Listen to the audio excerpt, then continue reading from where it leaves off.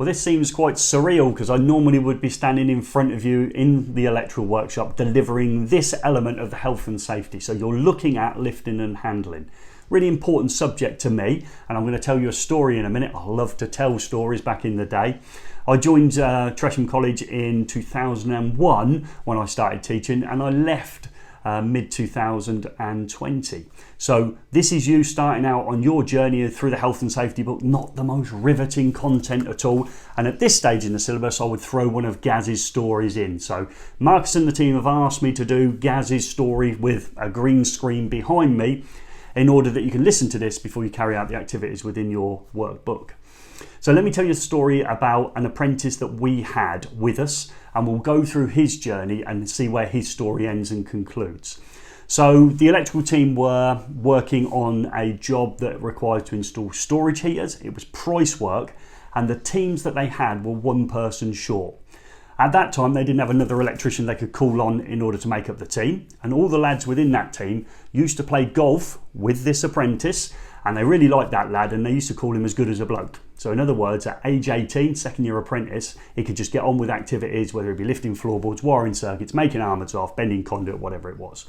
So this lad who was classed as good as a bloke was invited in order to do the price work job. So that meant that that apprentice, instead of earning, I suppose about £80 back in the day, was earning north of 250 quid. So from the lad's point of view, it was a really good job to get onto.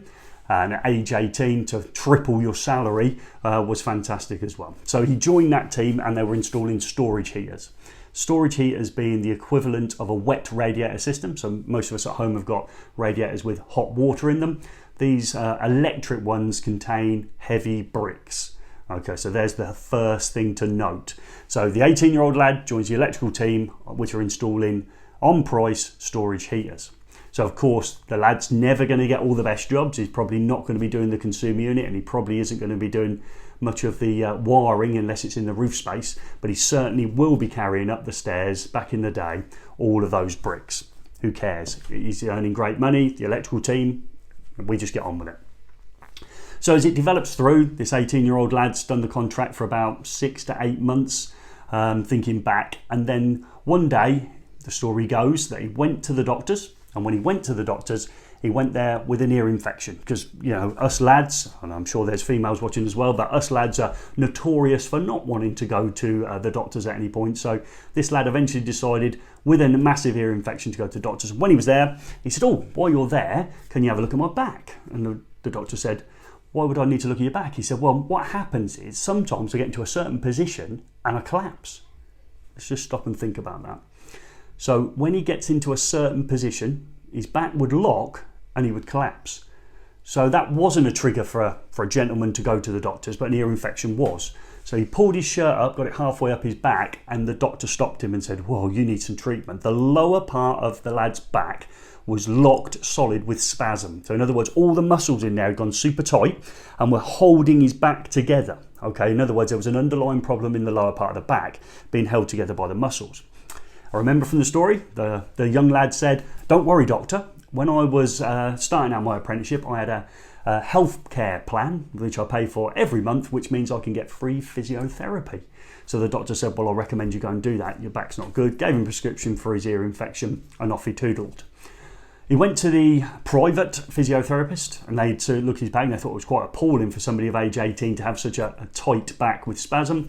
They gave him some treatment, and for the first time ever, in living memory, he said he remembered his back didn't hurt. So if you wind it back a bit, when he was 15, 16, he had 6 paper rounds. He also worked cutting grass at the weekends. And then he's gone into a construction trade where obviously now there's lots of repetitive lifting, especially on this price work job. So let's think about growth of a human being. So age 15 to 18, your skeletal system, in other words, your body isn't fully developed. And obviously during that time of doing repetitive lifting loads incorrectly, he's obviously damaged the lower part of his back. Okay, that's probably damage that when the story unfolds, we'll find out what that is. But is that damage that can be repaired? Or is that damage he's going to have to carry for the rest of his life? So he's back, he's still doing the price work job because the physiotherapy was carried out in the evening. So he's as happy as Larry, he's still earning his fantastic money. A few months later, without an ear infection, the pain in the lower part of the back that had disappeared for the first time in a long while came back. And he thought, well, I'm not going to mess around this time. So he said to us, he said, on the way home from work, he said, I'm going to the doctor's, going to get me back sorted out again. Goes into the doctor's surgery, said, what are you back for? This time I'm back with my back again. He said, well, hang on, let's look at your records. You've just had 18 treatments on the lower part of your back, and 2 months later you're suggesting you're going to need to go back again. He was like, well, yeah, it's and showed him again, it's full of spasm, a lot of pain in there. The doctor said, actually, I think you're going to need some time off work. Okay, so price work job, so I'd like to get back to work. So what does he do? So he takes the time off work, he gets some more treatment.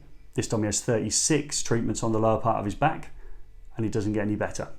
He has 6 months off work and it's still painful. He has an MRI back scan, which means you have to sit in a tunnel and effectively have a magnetic field put around you to actually map the lower part of his back. And then the conclusion of that, and I remember this part of the story quite vividly, he said when the specialist gave him his results, he said the first thing the specialist said to him was, you haven't got cancer. And he was like, I didn't think I had cancer. I haven't got cancer. But it wasn't, they were worried there was a tumour in the area around the spine causing the pressure. There wasn't any of that. But what he'd done is he got degenerative disc disorder. That's hard for me to remember. DDD would be an easier way of looking at it. So in other words, the lower part of his back's discs, which have a fluid in between them, those discs had dried out, so effectively lost the impact cushion that they had between them. And the lower part of his back was now dried out. 1 in 4 people are bound in a wheelchair, I think the story went, and the rest of the people, say 3/4 of those remaining people, can get around with no pain. He was actually in that awful sweet spot of being very painful, but treatment was possibly by surgeon was not one that he could really explore.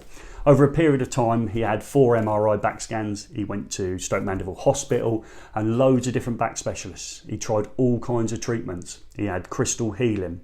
He had acupuncture, he had electric acupuncture, he had osteopathy, he had Indian head massage, Reiki, what else? He had physiotherapy, massage, hung upside down by his ankles as if he was a bat in the evening in order to overcome the pain that he'd got. None of it solved the problem. So we're now talking out of an extended period of time, probably between the age of 19 and 24. So of course he had to readdress the problem. So let's work out what caused the problem. Caused the problem was when he wasn't fully developed, an age below probably maybe 18, 19, 20, when a human being is fully developed, and his body was growing at a fast rate. He actually damaged the lowest part of his back by incorrect lifting and lots of incorrect repetitive lifting. That meant that he's had to carry that injury all the way through his working life. To overcome it, he actually stopped working with us at Western Power, which is now, it's now Western Power, it was Eastman's Electricity beforehand. He stopped working with them and he went and got another job. He went and worked in electrical maintenance. Didn't make any difference. He did 2 years in electrical maintenance. He then went on to work as an admin administrator in a school, and the story goes that they parted company on a joint decision. I would suggest, having known the lad, that I would imagine it was a clash of personalities. Still carrying his back problem forward. In the meantime, after leaving us at Eastman's Electricity, he still had more time off work at previous jobs, so he's having long extended periods off. The pain's still there and he's still struggling to move around. So the ultimate solution was he had to readdress the situation. When he was between jobs on his admin job, he saw an advert in a newspaper. That advert in the newspaper said that there was a teaching job available, and that teaching job was available at Tresham College. The guy went down there. He went for the interview. Fortunate for him, he was the only applicant. So on arriving, they said to him, "Oh, you must be," and he said yes. And they said, "Well, that's okay, you're the only applicant." Went through, obviously got the job, okay, and he spent the remaining 19 years, probably to this day, actually teaching at Tresham College. That person with the lower back injury is me. The trade in which I loved so much, that I thoroughly enjoyed being in, the laughs I had with the lads on site, the golf matches we had, and the nights out with different wives and different parties and all the rest of it, absolutely fantastic. But because I didn't take my lifting action seriously from 16 through to full development and continued to do poor lifting techniques, bending my back, repetitive lifting, I actually sit in front of you today with a wrecked lower part of my back, and as I'm talking to you now, my back is really sore, and I fluctuate over time of periods of time where I have problems walking. So I could no longer be an electrician. I was fortunate enough to spend 19 years in teaching, of which I thoroughly enjoyed it because it kept my hand in with the electrical industry. I know I've moved on to something different now, but again connected to the electrical industry. If you don't take any part of the course seriously bar this part, that every time you bend down there is a chance you're going to damage your back and spend the rest of your life struggling with it, then that's the bit you need to take from this part of the lesson. It's so easy to bend down using the wrong technique, and hopefully I'll show you that, and people will do it all the time. It only takes one moment to ruin your back, or you can ruin it over a longer period of time and you might never recover from it and have to struggle with it. So let's take the next section that you're doing with the electrical team at Tresham really seriously.